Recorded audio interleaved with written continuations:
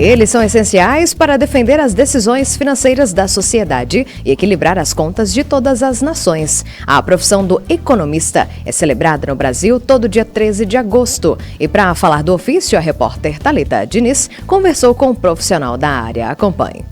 Sancionada em 1951 pelo então presidente Getúlio Vargas, o Dia do Economista é comemorado em 13 de agosto.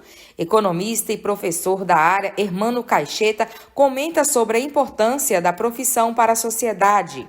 A economia, que é uma ciência social criada há quase 200 anos, ela se inicia ali principalmente com os escritos dos filósofos Adam Smith e Davi Ricardo, se preocupa em entender a sociedade. Ela é uma ciência humana, muitas pessoas acreditam que é uma ciência exata, mas a economia, ciências econômicas, é uma ciência humana, que de fato utiliza os números, sejam os números de emprego, de inflação, de câmbio, de lucratividade, de custos, para entender a sociedade. Para entender como a sociedade se organiza, como ela produz mercadorias, bens, riqueza e como ela distribui essa riqueza entre a sociedade. Desde o início, as ciências econômicas, elas se preocupavam com o bem-estar das pessoas, seja com o nível de emprego, seja com o nível de habitação, de saúde, educação.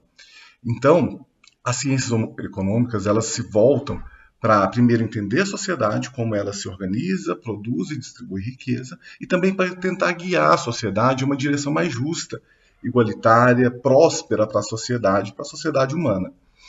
As ciências econômicas, ela é muito atrelada, por muitas vezes, ao sistema financeiro, sejam aqueles que trabalham e que entendem a sociedade a partir dos números das bolsas de valores, a partir da dinâmica de uma empresa, dos seus fornecedores, de seus consumidores, como também aqueles economistas que entendem a dinâmica de uma cidade, que estudam a dinâmica de uma cidade a partir de dados, a partir de números, de estatísticas sobre essa cidade, sobre o estado, sobre um país.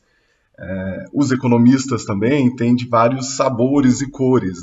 A economia está no centro do que a gente vê no debate sobre o que talvez é uma direita e uma esquerda. A economia, ela também fomenta esse debate porque é, antes de tudo, uma decisão metodológica sobre como enxergar a sociedade, como mensurar a sociedade e como entender essa sociedade, então, a partir de diferentes métodos científicos, ambos válidos, ambos distintos e que ambos ajudam a compreender, seja alguns aspectos, seja outros em determinado nível de abordagem teórica.